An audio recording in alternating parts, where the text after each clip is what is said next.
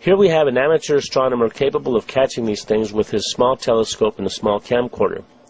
As it always goes with discoverers of great things, he has no funding, no high-end telescopes, no high-end cameras. He has found something that through his apparatus that he invented is capable of capturing interstellar spacecraft.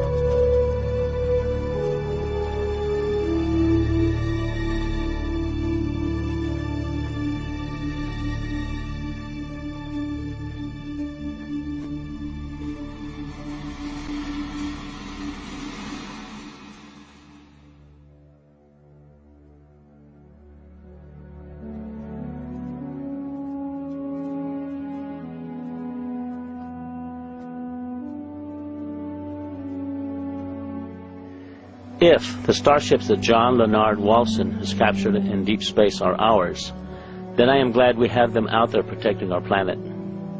What they are protecting us from is thought-provoking, to say the least. These things are enormous. On the other hand, if they are not ours, I wonder who or what is operating them. There was a fear then of something out there. It became a very big concern. Asteroids, UFOs, people coming from other places. Paranoia was also there within the government. At certain levels, you could feel it. You knew it was happening.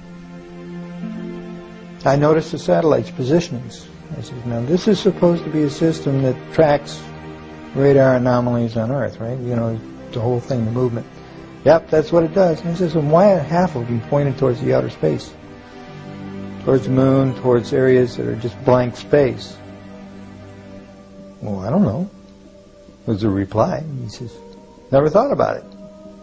He says, well, at least half of those satellites you got up there aren't looking at Earth. I said, what are they looking for? He says, well, you got to need to know about that.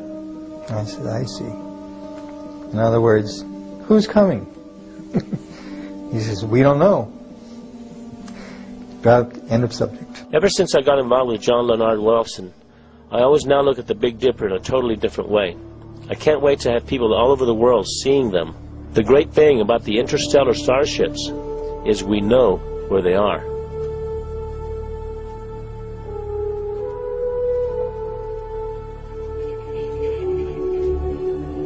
One of the scientists said it's the Star Wars project.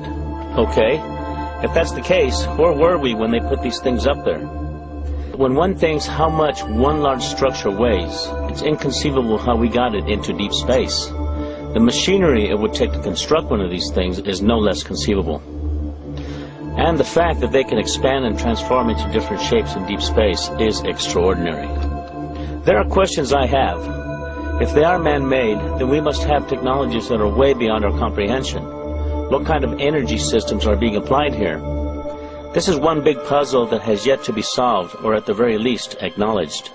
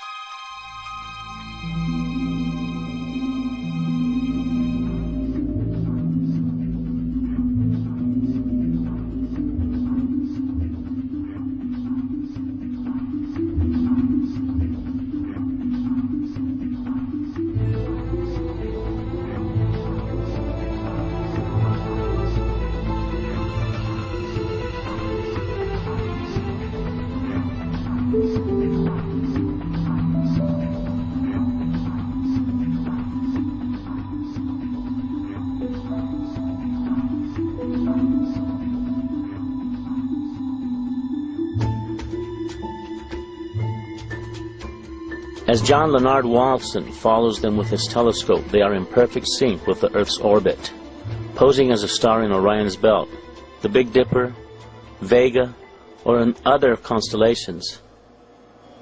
This means that perhaps if one structure is 2.5 light years away, it may be orbiting around Earth at millions of miles per hour.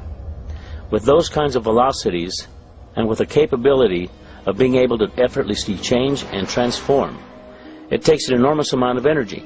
What kind of alloys are they made of that allows them to transform and retract at these velocities in deep space?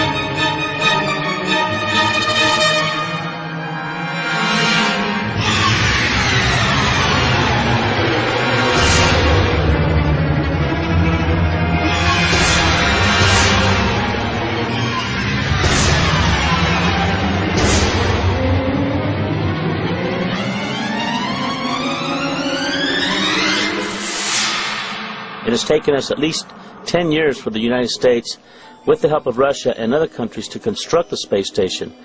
And when you look at these huge structures that are in deep space, you just have to wonder, what are these things? Who inhabits them? There are rumors about secret projects where men and women have been sent into outer space as an exchange program. You need to think about this. We have wars going on right now here on Earth. Our planet is in turmoil. People of the Earth have no concept as to what reality is anymore. We are too busy fighting terrorists, too busy looking out for human enemies. Is something more sinister awaiting our planet? Are we under observation and under close scrutiny? We don't know what we are about to learn about the interstellar communities that are obviously among us, orbiting our planet in our immediate solar system. For the moment, we have barely tipped the iceberg.